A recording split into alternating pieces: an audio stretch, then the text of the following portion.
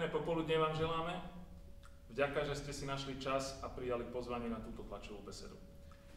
Zvolávateľom je občianska iniciatíva Lučenec v spolupráci s politickými stranami Progresívne Slovensko, Kresťansko-demokratické hnutie, Sloboda a Solidarita, Demokrati, Maďarské fórum a Občianska konzervatívna strana.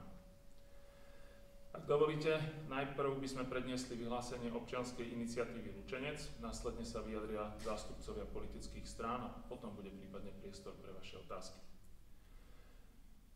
Prečo dnes sedia vedľa seba občianski aktivisti a politické strany? Vnímame akútne a masívne ohrozenie základných princípov a pravidiel našej spoločnosti.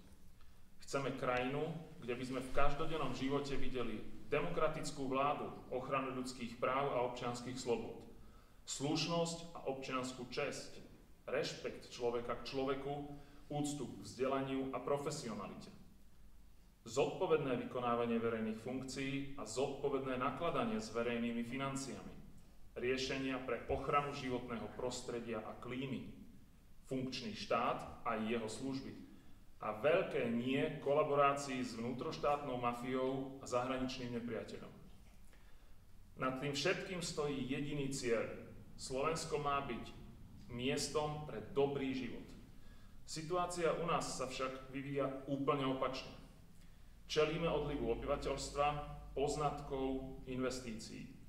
Je ohrozená základná bezpečnosť Slovenska, jeho existencia ako slobodnej a demokratickej krajiny. Súčasná vláda neplní svoje elementárne povinnosti. Typické sú pre ňu úpadok morálky, ohýbanie práva, devastácia ekonomiky i životného prostredia. To všetko preto, že vládne funkcie sú zväčša obsadené osobami bez schopností, bez znalostí, za to s jasným prospechárskym a korupčným správaním. A trpíme tým všetci. Občianska iniciatíva Lučenec víta a sama podporuje spoluprácu všetkých ľudí dobrej vôle. Sme totiž presvedčení, že toho, čo nás spája, je oveľa viac ako toho, čím sa líšime. Nesnažíme sa o kamarátstva s politickými stranami.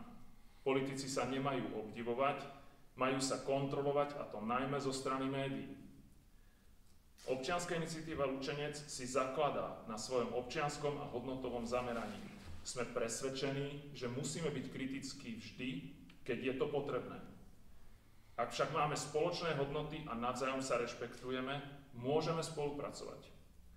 Preto sme oslovili politické strany s ponukou koordinácie a komunikácie. Nie je to o zlúčovaní, je to o zodpovednosti a zdravom rozume. Prvým výsledkom našej komunikácie je spoločné zhromaždenie a pochod v Lučenci tento piatok 4. apríla 2025. Každá z prítomných politických strán bude mať rovnaký priestor na pódiu. Nemáme v úmysle ponúkať prázdne sľuby. Veľmi dobre si uvedomujeme, že ak sa spoločne posadíme pred mikrofóny, ešte sa nič neurobilo. Slovensko však potrebuje zmeniť prístup k svojim problémom, a my chceme byť súčasťou týchto zmien. Pozývame všetkých ľudí, ktorí si želajú Slovensko ako dobré miesto pre život, aby sa k nám pripojili už tento piatok o 5:30 tu na Radničnom námestí v Lučenci. Chcem vyjadriť poďakovanie občianskej iniciatíve Lučenec za možnosť stáť tu po boku predstaviteľov demokratických strán v našom regióne. Sme svedkami polarizácie našej spoločnosti, príčinou ktorej je arogantné správanie našich vládnych predstaviteľov.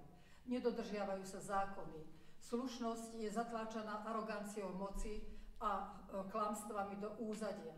Záujmy a potreby bežných ľudí už nie sú hlavnou témou, ktorú by mala naša vláda skorumpovaná riešiť.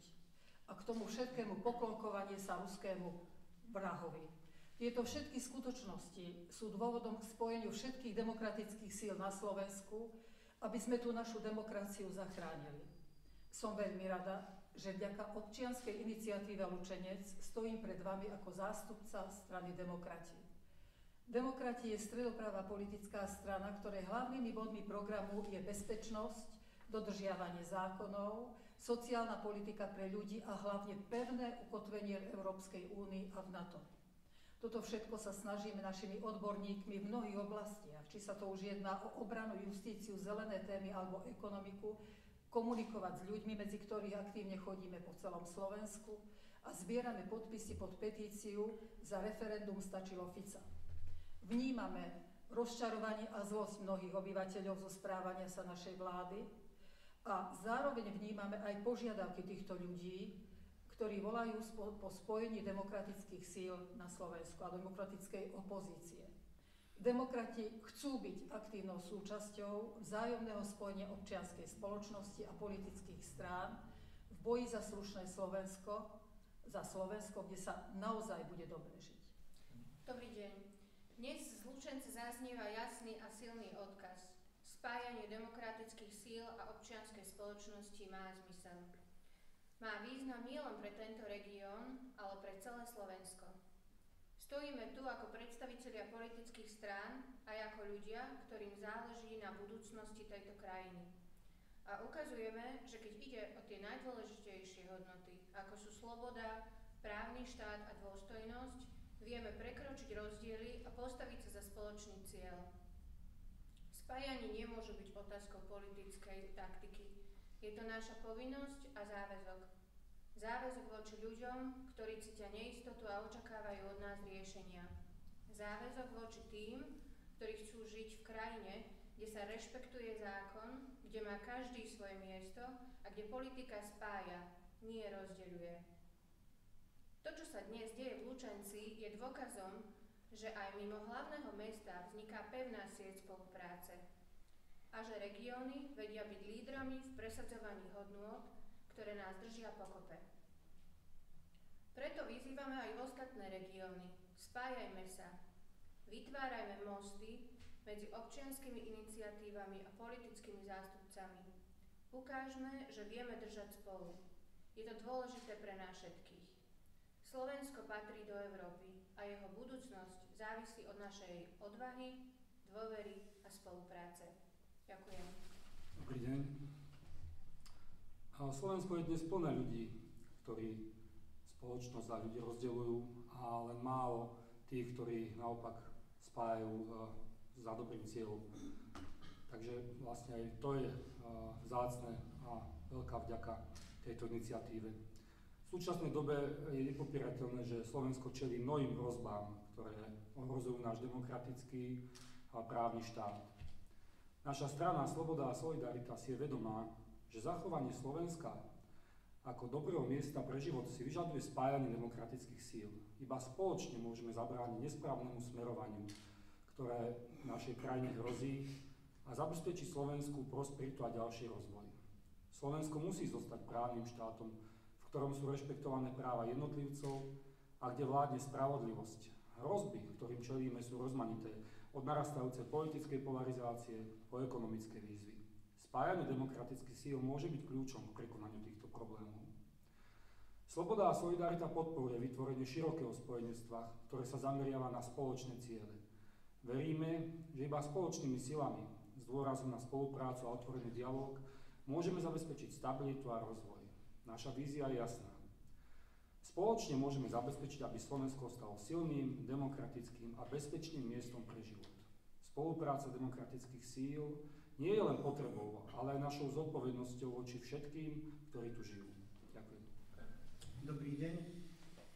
Mravnosť a morálka by mali byť základom existencie každého jednotlivca. A potom ešte viera. A to buď viera v Boha, niečo nadprirodzené, alebo viera sám seba a viera v zdravý rozum. A toto sú veci, ktoré by nás mali spájať, a toto sú veci, ktoré by nás nemali rozdeľovať. A preto spojenie ľudí, či sú to členovia politických strán, alebo sú to jednotlivci, ktorí nikdy neboli organizovaní, preto, lebo jednoducho nechceli, je úplne prirodzená. A jednu vec by som chcel povedať, ľudia majú právo sa postaviť na odpor, pokiaľ niekto siaha na základné princípy demokratického štátu a na právne normy, ktoré sú vlastne zhmotnením týchto morálnych a mravných predpisov. Takže spojme sa všetci, či sme príslušníci politických strán, alebo sme ľudia bez politickej príslušnosti, ale spája nás jedno. Chceme žiť v slobodnej, demokratickej krajine, kde každý bude mať právo na vlastný názor, či už je taký alebo onaký. Tak, ako sme tu rôznorodí, také je rôznorodé Slovensko, taký je rôznorodý svet ale spojení sme silnejší a myslím si, že naše spojenie a náš cieľ dospeje k úspešnému koncu s tým, že Slovensko bude prosperujúca krajina, kde sa ľudia budú navzájom tolerovať. Ďakujem. Páči sa.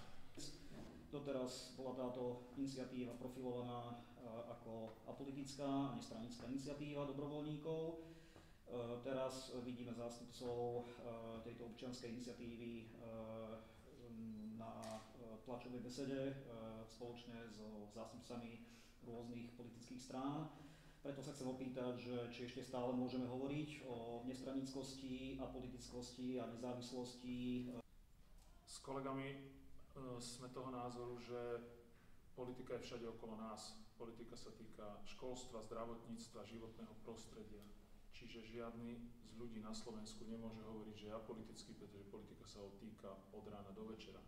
My sme však iniciatíva, ktorá rozhodne bola a zostáva nestranícka v zmysle stranickej politiky.